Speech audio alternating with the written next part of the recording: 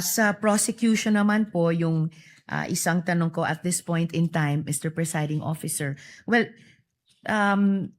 Counsel, none of these statements are proof that the Vice President actually contracted an assassin or hired one. Why are these acts impeachable? At ang tanong po ba dito ay kung may krimen o kung may kung ang asal ay karapat-dapat Yes, sa Your Honor, Vice please. Presidente? Salamat, Mr. Presiding Sir Officer. would like to remind my colleagues, the question posed by Senator Judge Risa pertains to the final question of this entire impeachment proceedings already. If that is an impeachable act or not. That was like a closing statement, Mr. President. So I don't think this is fair because, you know, some parts are exciting, some parts are dragging. We're trying our best to be paying attention and what evidence, we have to ferret the evidence before us, what is admissible, what is not. The official objections will come later. But when we allow this to happen, na-shortcut na natin yung process. So, if I may, with all due respect, Mr. President, admonish us. Call us out if yung question natin is also not proper at the proper time. Because it is not right. We must follow the rules. And I know you are being courteous to all of us, but that was a closing statement. Alright mga kababayan, mag-reaction tayo dito no, sa tila baga pagsupalpal kay Senator Risa Hontiveros, nila Senator Pia Cayetano at Senator Chis Escudero.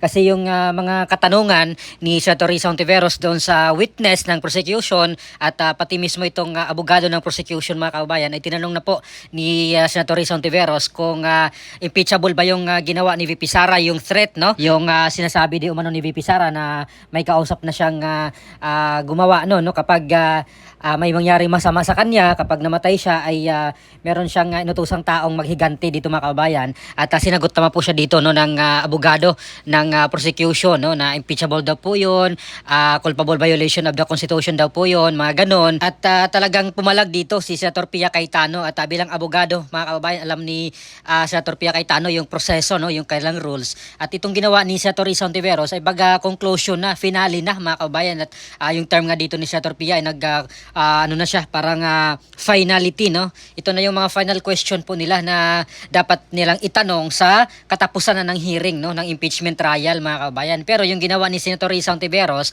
ay ngayon pa nga lang ay kanya na pong binitawan yung mga tanong na iyon na impeachable ba yun. At bagay na nagpaalala si Senator Escudero bilang presiding officer sa mga senator judges na talagang mag-ingat at yung mga tanong nila dito mga kababayan ay yung naayon naman sa rules. Wag silang mag-conclusion na agad, no? Kasi simula pa lang ng trial at ito na agad yung mga katanungan. So doon na po dapat nila itanong ito sa huling araw no ng judgment day.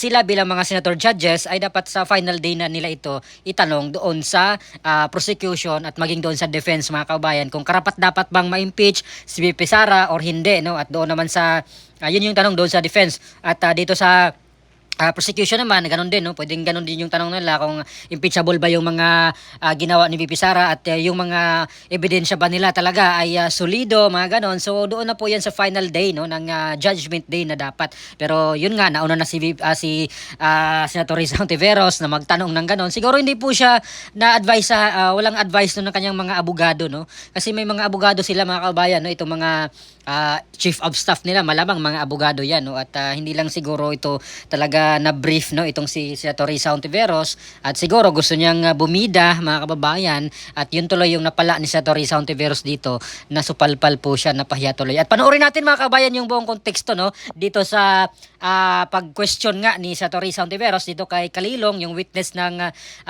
prosecution no, ito yung NBI agent na nag-authenticate di umano sa video nung ano nila VP Sara nung conversation nila nung gabing iyon nung November 23 yata yun nung 2024 mga kababayan. At pati na rin itong abogado ng prosecution noon na tinanong niya ni Senator Risa Hontiveros. So panoorin natin mga kababayan itong buong kwento dito kung paano po magtanong itong si Senator Risa Hontiveros. Sa prosecution naman po, yung isang tanong ko at this point in time, Mr. Presiding Officer.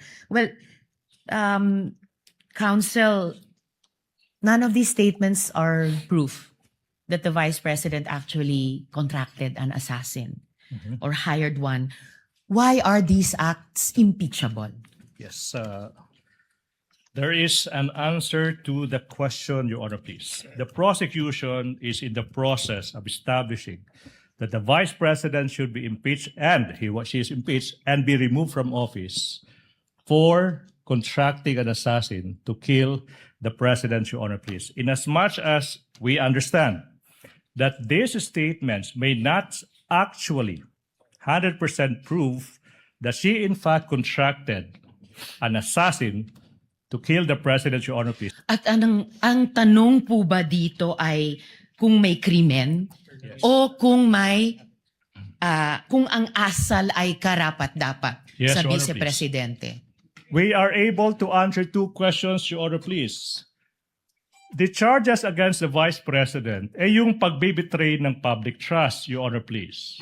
That is also, Your Honor, please, a culpable violation of the Constitution. Salamat, Counsel. Salamat, Um, Mr. Kalinong. Salamat, Mr. Presiding Chair Officer. would like to remind my colleagues, the question posed by Senator Judge Risa pertains to the final question of this entire impeachment proceedings already.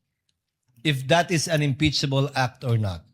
No, I would just like to manifest my support for the statement and observation of the presiding officer. That was like a closing statement, Mr. President.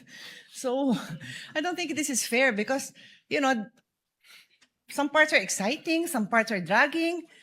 We're trying our best to be paying attention and what evidence, we have to ferret the evidence before us, what is admissible, what is not. The official objections will come later. But when we allow this to happen, shortcut na natin yung process. So, if I may, with all due respect, Mr. President, admonish us. Call us out if yung question natin is also not proper at the proper time. We may all make those mistakes. Even I may make that mistake. And I'm telling you, please call me out if I make a mistake and ask the kind of question that should not properly be asked by a judge at that particular time. Because it is not right. We must follow the rules. And I know you are being courteous to all of us, but that was a closing statement. And I also asked the parties involved. You have an oath as lawyers. Don't take advantage of the generosity of this impeachment court. I don't want to see this happen again. Thank you, Mr. President. Duly noted and well taken. The chair, as I said, or as the presiding officer said earlier, reminded our colleagues with respect to similar questions to be asked in the future. At yun mga kababayan, napanood po natin at napakinggan yung pagtatanong nga ni Senator Risa Hontiveros doon sa witness ng prosecution na yung senior NBI agent or senior agent ng NBI cybercrime at itong abogado ng prosecution mga kababayan. At ito ata si Attorney Ligutan yata to mga kababayan At ito nga yung sinasabi dito ni Senator Pia Cayetano na yung pang-finale na pang-finale na yung question ni Senator Risa. So dito mga kababayan ay nagmukha tuloy siyang katawa-tawa dito kasi talagang sinupla po siya mga kababayan ni Senator Pia Cayetano. Although yung pakay naman dito talaga ni Senator Pia Cayetano ay para lang sa tama yung buong proseso na to make sure na tama mga kababayan. At syempre itong si Senator Pia ay abogado rin. Alam niya yung proseso. Pinag-aralan niya rin naman to mga kababayan. Or kahit naman si Senator Risa Hontiveros, pinag-aralan niya po itong rules. Kahit hindi po siya abogado, at least may mga abogado po siya sa likod niya. At for sure talaga nag-practice sila dito. Nag-study talaga dito sa impeachment trial. Kasi I believe first time ata to ni Senator Risa Hontiveros na masama dito sa trial ng impeachment And I believe si Senator Pia Cayetano ay nandoon na yata nung panahon ni Corona, yung impeachment trial kay Corona. At same thing dito kay Senator Alan Peter Cayetano at Senator Escudero na hindi na po sila first timer dito no sa impeachment trial.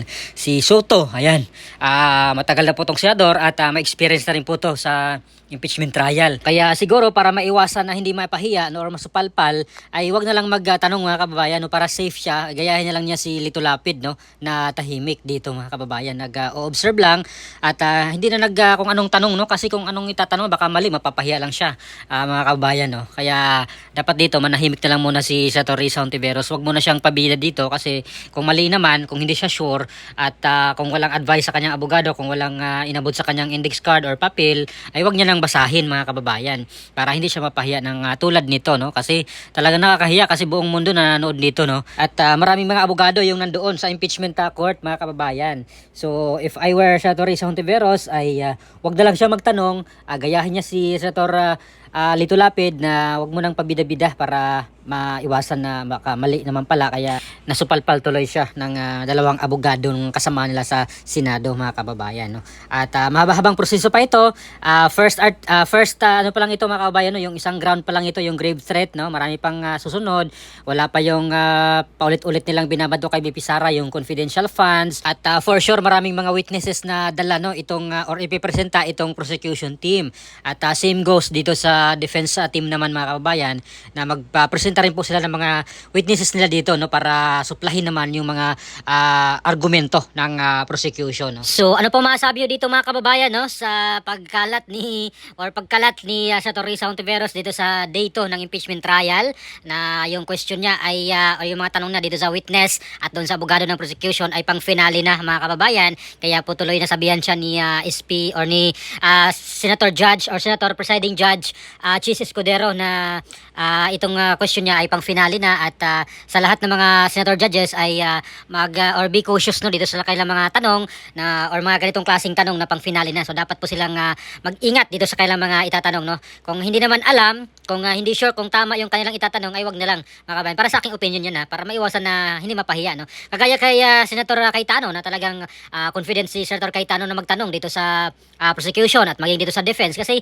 alam ni Senator Cayetano yung kanyang mga ibabatong tanong no na hindi mag-violate doon sa kanilang mga rules at hindi mag-violate doon sa talagang pang finale na ba or pang judgment day na ba yung mga tanong niya, hindi ganoon no kasi alam ni Senator Cayetano mga kabayan. Kaya itong si Senator Risa although hindi naman talaga siya abogado no at trying hard siya dito na talagang magpakitang gilas in my opinion dito sa impeachment trial pero mali naman ay sayang mga kabayan yung kanyang tanong na dapat i-reserve niya sa final day. I-reserve niya dito sa final day sa judgment day ng impeachment trial na ito kasi 7 months pa itong magra-run itong impeachment trial na ito mga kabayan. Kaya reserve niya lahat yung mga katanungan niya na pang final day na yung mga tanong na hindi siya sure dapat tahimik na lang, keep quiet na lang muna siya at mag-observe no kagaya ni Senator Lito Lapid at sa iba pa no kagaya ni Senator Bongo, Senator Robin Padilla in fairness no hindi naman po siya pabida-bida mga kababayan dito at kahit na hindi siya abogado at least kahapon nagsalita po siya no nag-stand po siya dito nga sa introduction ng impeachment trial no kahapon mga kababayan.